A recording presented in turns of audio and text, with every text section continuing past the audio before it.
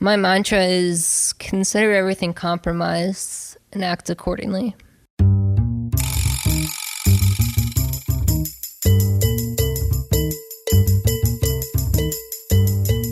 Hello, welcome to episode 12 of the Bitcoin Game. I'm Rob Mitchell.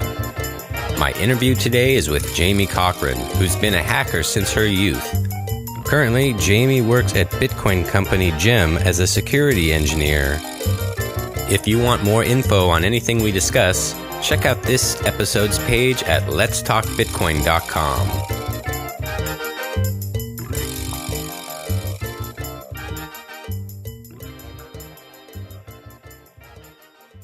Hi, Jaime. A few months ago, I was at Gem working with Melissa, helping to prepare for an LA Bitcoin meetup. Melissa somehow mentioned that you worked at Gem as a hacker to try to break into their system. I just thought it was fascinating because I have zero experience hanging out in a programming environment. So had never thought, there'd just be some person whose whole job is kind of to be, I guess, kind of fighting against the rest of the team and trying to break into what they're doing. So I just thought that was really interesting. How did you originally get into hacking? Back in the 90s on AOL, if anybody remembers that, Sure. Lots of free Frisbee disks. You could use like what we call progs or proggies, which were programs that were built usually in like Visual Basic or C, but there were programs that would, flood chat rooms, do mail bombings, and like kick people offline, steal accounts, terminate people's accounts, steal credit cards, things like that. Okay, so you just jumped quite a bit there from AOL to. Well, I never did this credit card stealing thing. It was never in my scope of interest. The monetary stuff isn't really, insofar as hacking has never been an interest of mine. But that was always kind of just fun and games with my friends, and that's how I learned how to program. Are you saying AOL was the time, or are you saying through AOL, all this was going on through AOL? All of this was going on through AOL. Just because that was your portal, basically? I had Prodigy Internet at first, and then we got AOL, and that just like blasted it wide open. And then I figured out what IRC was, and that was life-changing. Like, what would you say your skills were at this time when you were just discovering IRC, say? I was a Visual Basic programmer. I was just 12 or 13 programming in Visual Basic, making games with my friends, and learning like TCP, IP, and how to communicate with each other so you could directly connect and play like a Pokemon game or something like that I had made. Were you just on the computer all the time, basically? Yeah. How were your parents about that? They wanted me to go outside more. I bet. Then I went and skateboarded for a while, and then I'd go back inside and spend the rest of the night until sunrise on the computer. Do you think your parents saw that this might be a career for you someday or something like that? Probably not at the time, because they just thought I was a malicious hacker. Oh, they did, though. Oh, so yeah, they knew totally. You were up to something. It was, my dad always made a joke about it. Whenever we'd go over to like a family friend's house, he'd be like, if Jaime touches the computer and the FBI shows up, blame it on Jaime. So you surpassed his computer knowledge at a pretty young age. Yeah. From AOL, I pivoted to IRC like most people did, who are security engineers now, hackers nowadays around my age group. That was kind of the natural flow, at least for Americans. Uh-huh. IRC kind of opened up a lot of doors to more advanced programming and hacking and all sorts of hilarious drama. IRC is really where I got, a lot of my knowledge from friends that I still have now. That's when I started learning about memory corruption exploits and how to write C and how to write assembly and all that fun stuff. And then around 2004, I just kind of quit computers for a while. Wow. Want to talk about that? Well, it was kind of my teenage years. It just became like kind of on the back burner. Uh-huh. And what I saw like some of my friends doing and other people in the scene were doing was selling exploits to the government earlier than people think. People think it's a big deal now, but like it started a long, long time ago. And I didn't want to be a part of any of that. How did you get back into hacking after your little break? I went to school for computer science, actually. That sounds like a good idea. Yeah, but then I dropped out, which was an even better idea. But why did you drop out? College just sucked. Okay. Not a big fan. How did you feel about the classes you were taking? Like, was it all super basic stuff for you? Or? I learned more out of school than I did in school. Mm-hmm. And I started working with one of my old friends who I met on IRC, like back in 1999 or so. And that's when I got back into hacking. It was like 2009. Was it still a hobby at this point? Yeah, but I did some like contract work and it became more of a career-oriented thing. What was some of your first either legitimate or weird, I don't want to say illegitimate, but what was your first work really as a hacker? Trying to self-censor here a little bit. Sure. But doing some work with the DECT protocol. What's DECT? Digitally enhanced cordless telecommunications. You could basically sniff and listen to any cordless conversation going on. It was a big deal in Germany because they use the same protocol for like ATM machines and the traffic light system. Wow. Yeah, it was just intrinsically broken. And then I just kind of did contract work and started getting into the Bitcoin area. Okay, so I was curious if you were into Bitcoin before you joined GEM, so you were. Yeah, a little bit. When did you first get into Bitcoin? First got into Bitcoin just from a general perspective, about 2009 in the summer when I first heard about it. And I kind of thought it was like a novel idea and was like, oh, that's neat. Did you totally look at the white paper and check it all out as soon as you heard about it? Or? I didn't actually, and I regret that. You just kind of heard about it? Yeah. I had friends that were into it, and I was like, oh, you guys into that nerd coin stuff? Just like jokingly. Sure. So how did that progress into more interest in it? It wasn't until like, what was it, 2013 when it skyrocketed. A little before that, I started to get interested. Did you start to get interested because of the price or because of something else? Just because it was becoming more prevalent among like my friends and whatnot. Mm-hmm. And I was working as a bartender at the time, part-time. And I worked at a bar where people would come in right off of the Brown Line in Chicago, where I lived at the time. It was a lot of finance people, you know, coming in from downtown. And I'd start talking to them about stuff, and then I'd be like, oh, you've heard of Bitcoin, right? And they're like, no, what's that? I'd go on and explain it to them, and they're like, oh, that sounds kind of interesting. I remember I was telling this one guy who was a commodities trader, I think it was like probably the next week, Bitcoin just skyrocketed. And it was on the cover of like the Wall Street Journal or something like that. So when you say, what price are we talking? Either time or price? I'm going to say it was like when it got over like $700. Okay. You know. Okay, so late 2013. Yeah. Okay. Yeah, that was insanity, the way every single day it would be up amazingly. That was crazy. Yeah. And the guy came in and was like, holy shit, you were right. So when did you actually get more hands-on with Bitcoin, like owning or doing any, I guess, coding or anything to do with Bitcoin? Summer 2014. What kept you from being more involved if you were aware of it so early? Well, I was doing other things.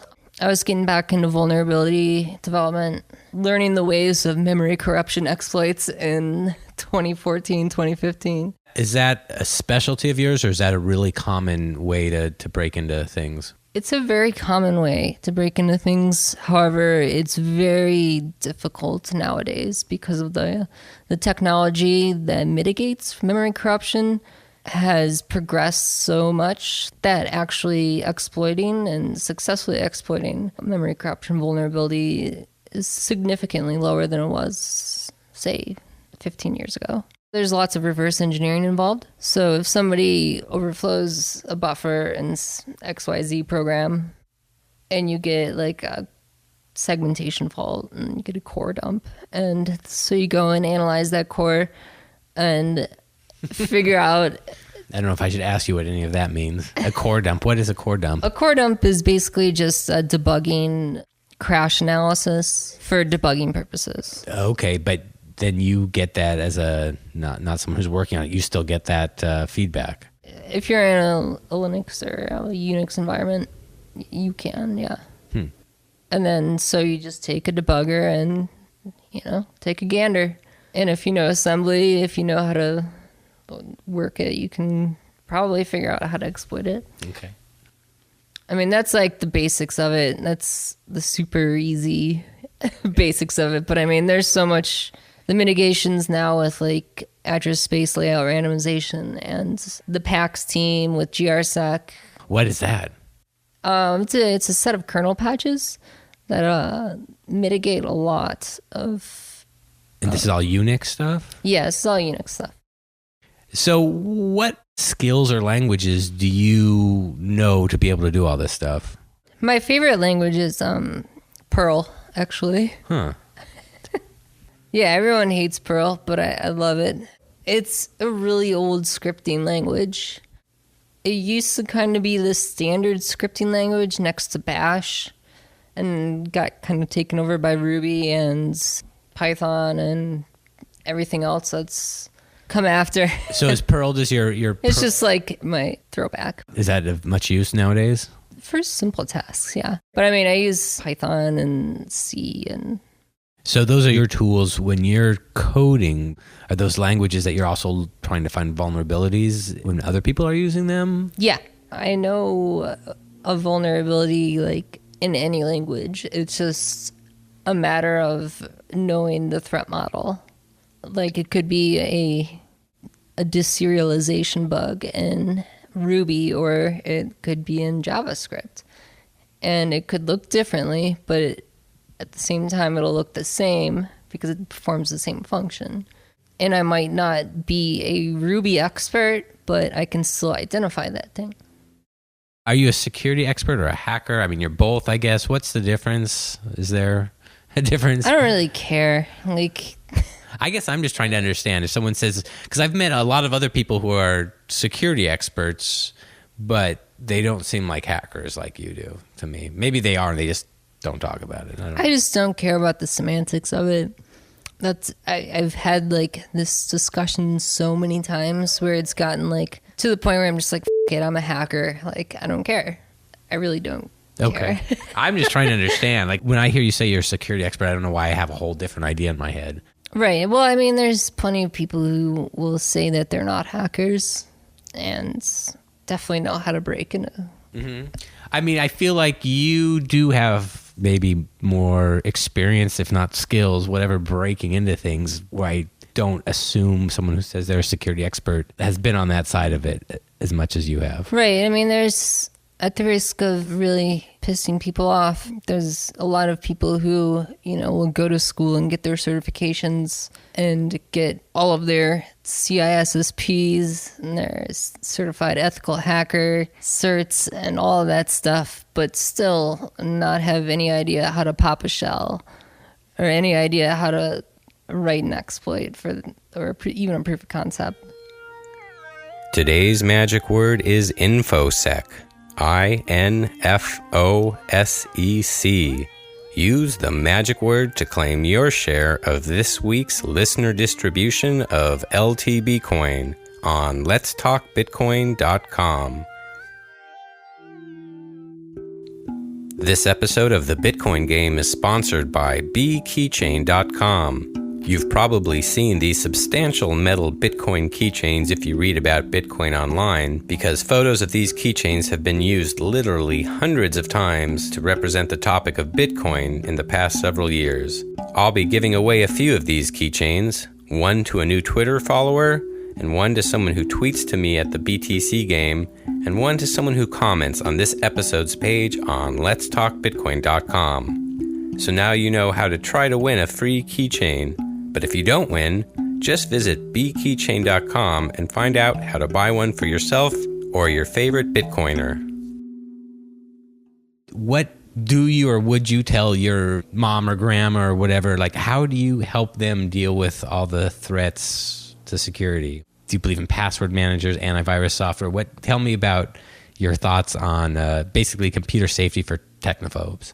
That's a tough one. Yeah. I mean, or what do you just think? I mean, I just can't even imagine this world we have nowadays where everybody is on a computer, and it seems like there's more and more vulnerabilities and more trust to... Right. I kind of had this conversation last night with some friends that the non-compartmentalization of technologies is going to become, or has become, the bane of security. Meaning, if you have all of these functionalities jammed into your phone, or even your Kindle has like way too much technology on it that could get compromised, it's just such a thin veil of security. I mean, there really is none. I mean, an antivirus might help you moderately, but I mean, my mom still uses AOL. Like, they keep wondering why their credit cards get hacked. I don't know how an average person is supposed to get by with trying to be secure in a different secure password for every website. So you need a password manager, I guess, but then if someone can get into your password manager, they own you, everything. Right, the password manager, like, I fought it for a long time. I really don't like it. A, because it has an interface, which is intrinsically an attack surface, a very large one. And B, because it holds your fucking passwords, which is bad. Yeah. I feel like it's just getting worse, and I feel like it will get better. Someone's going to figure something out, but I feel like the next, I don't know how many years are going to be ugly. Supposedly all my information may be hacked because I'm a member of Anthem Blue Cross, and that means if I assume I was affected, they got everything they need to basically set up credit in my name. And yeah, I mean, come on, you're the security expert. What should I do? Help me. Give me some advice. I say just don't worry about it. Just be happy. Okay. No, but really, I mean, something like that is bound to happen. Like, if you're on enough services that are connected to the internet, one of them is bound to get owned at one point. At least one of them. Do you believe in antivirus? I mean, do you believe everyone should run a browser in a virtual machine? Do you have any thoughts and you have any advice? Just besides, don't worry about it. I mean, you obviously must have some practices, I guess. I do have practices that I actively use. A lot of it is hardware compartmentalization. Can you give me more details what you mean by that? By hardware compartmentalization, I mean using different computers or phones or whatever for different purposes. For instance, I have a Raspberry Pi that runs an operating system, and it has a wireless USB adapter connected to it. I have it set up basically so it creates its own subnet, and I can plug my laptop into the Raspberry Pi and have a completely compartmentalized subnet for my own laptop. So if I'm browsing in my virtual machine and my browser gets owned, then they have to break out of my virtual machine, and then they have to actually find out who or where I am, and I'll have nothing on my actual operating system on my laptop. And then they can't actually break out of the actual subnet. It'll just be compartmentalized. So they have no idea where I am, who I am, what I'm doing. So, like, what about your IP address? Yeah, the IP address is obfuscated because of the compartmentalization from the Raspberry Pi. The subnet is connected. It's this concept created by this hacker known as the Grugq. Oh, yeah. I follow him. Okay. Well, he created P.O.R.T.A.L, and basically uses Tor. So everything is Torified on my personal laptop. Okay. So everything uses Tor. If you own my laptop, you won't be able to find my IP address. Got it. Probably not most mom and pops are going to use your solution, though. Right. But maybe mom and pop can browse the internet using their iPad and, do email on their laptop. Hardware compartmentalization is, I think, a very solid solution. And that's a simple solution because most people do own multiple devices. So it's like you have to have a trade-off there. Like maybe it's kind of inconvenient, but at the same time, you could be on your couch and have your laptop on your lap and you want to send an email, do it that way, and then, pull up your iPad and just go surfing the internet. It is such a question about the convenience versus the security, I guess. Right. But then if one of them gets owned, then the network gets owned, and then everything goes to shed. So do you feel if one machine on a network gets owned, it's probably going to be able to own all the machines? Oh, yeah, no question. Absolutely. That's how every single large-scale attack that you've heard about happens. All they need is one pivot point. How important do you think it is to have the right router running the right software? Yeah, you need the right router, the right software. You need to actively administer your own router and to get rid of your f***ing default passwords. Okay, so besides the obvious, getting rid of remote access and switching the password, do you feel like the average router does a good job, or do you feel like you need to install open source software onto the router? Or? It depends, really, because there's been a lot of problems with open source software routers like OpenWRT. Owning those are pretty simple. Really? Yeah. So a manufacturer's software might be better than some of the open source? It's arguable. Okay, well, that's good to know. Yep. You'd mentioned actually having different machines. Do you think virtual machines, you feel like that's not really that secure? Or? Well, I think virtual machines are good enough for most people. Yeah, absolutely. But there are virtual machine breakouts that you can use. There's active exploits out there that will break out of a virtual machine.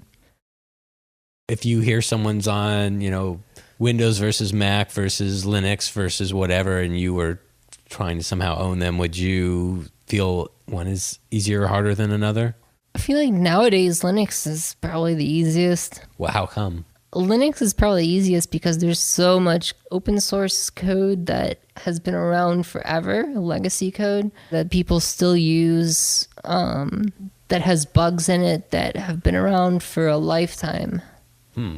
There's 20-year-old bugs being published like every other month, it seems like. So without the money of a huge corporation, these bugs just linger? Right. There was that glibc bug, which was pretty bad. Heartbleed, OpenSSL bugs. There's one in the LZO compression algorithm. The biggest threat from something like Heartbleed was, getting confidential information leaked from a website. Did you play with that vulnerability at all? I couldn't comment. Really? No, I played with it. Obviously, everyone did. It seems like, everyone in your ilk. Everyone kind of, nothing illegal, but it was oh, this is neat. So it would spit back kind of random data though, right? Right. It just was chunks of memory. Did you just play with it to kind of see what happens, or did you see if you could get any meaningful data? Yeah. There's plenty of times meaningful data got. You were able to achieve meaningful data grabbing. Yeah, on my own test machines. Yes. Of course. Not the Pentagon. Gem is the second Bitcoin company you've worked for. Do you feel very involved in Bitcoin, or are you just a hacker for hire and you're kind of just working for a Bitcoin company? I feel more and more involved in Bitcoin, every day, it seems like. And the thing with Bitcoin is there's, people who just really dig the technology. There's people who dig the liberty aspects. Where are you with Bitcoin? From a monetary aspect, for me, it's not that alluring, but that's just me because nothing monetary really. I'm not driven by anything monetary really. It's more like the long-term aspects of the blockchain protocol and the subversive nature of the technology, which really draws me in. I just like that there's so much potential in the protocol itself. And for me, I like the subversive nature of Bitcoin and cryptocurrencies. Because, I mean, we're really kind of butting heads with the largest institution in the world, the banking institution. Like, that's pretty heavy. Do you get into altcoins, especially like privacy-oriented altcoins, or? I haven't yet. I mean, I've explored them a little bit, but it's been kind of like on the back burner for me. And so it sounds like you're not trying to formulate whether Bitcoin will, be the only or the main or survive even in 10 years, or if it's just the blockchain technology will be the game changer. I mean, do you have opinions on that? I mean, I hope that Bitcoin flourishes, and maybe it doesn't, and where do we go from there? There's plenty of ways to go. And hopefully by then we will have the architecture to continue on. I've heard a lot of notable speakers in the space say, there still could be a bug or something in the code. Do you have any thoughts about that? I mean, sure, there's already been plenty of attacks on Bitcoins, but I mean, that's mostly related to things that are intrinsically broken in the internet, like the Border Gateway Protocol, the BGP, which caused a massive, large-scale theft of Bitcoin from miners, I think summer last year. If you own a BGP router, an edge router, or basically an ISP's router, you can redirect traffic. So if you target specific Bitcoin miners, you can siphon or reroute their traffic to wherever you want.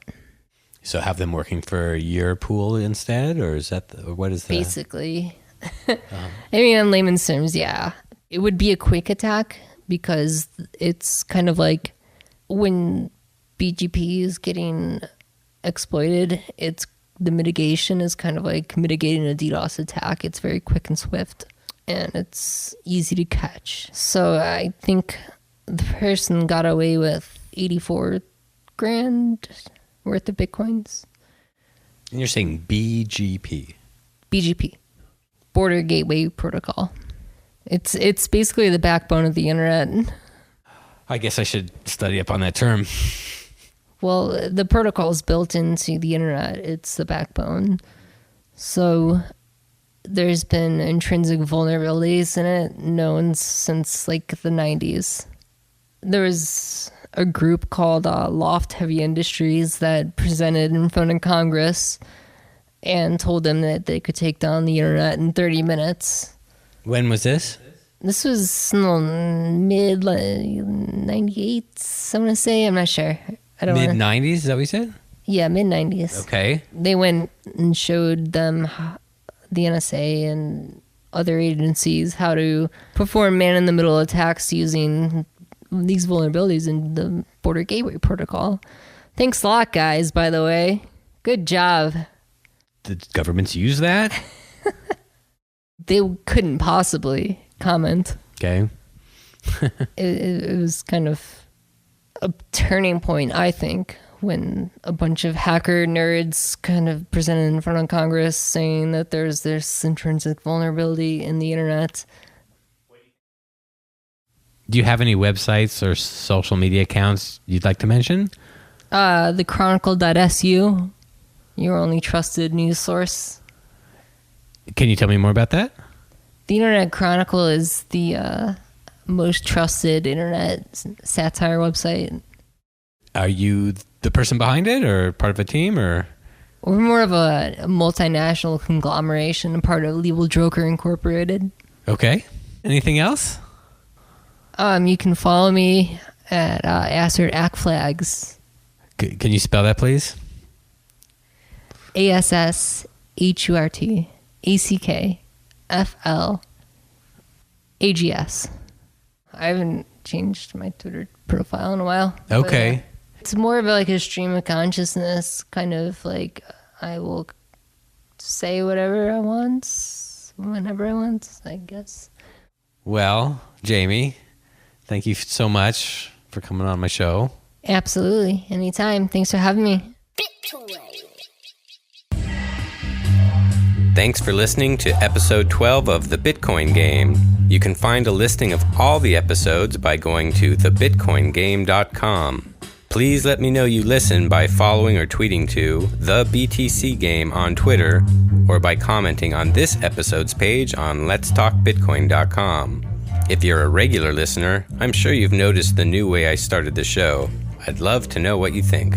I'll be attending the Texas Bitcoin Conference in downtown Austin, Texas, March 27th through the 29th. Looks like I'll get to meet fellow LTB podcasters John Barrett and John Bush, as well as a bunch of movers and shakers in the Bitcoin industry. If you'll be there too, please say hello.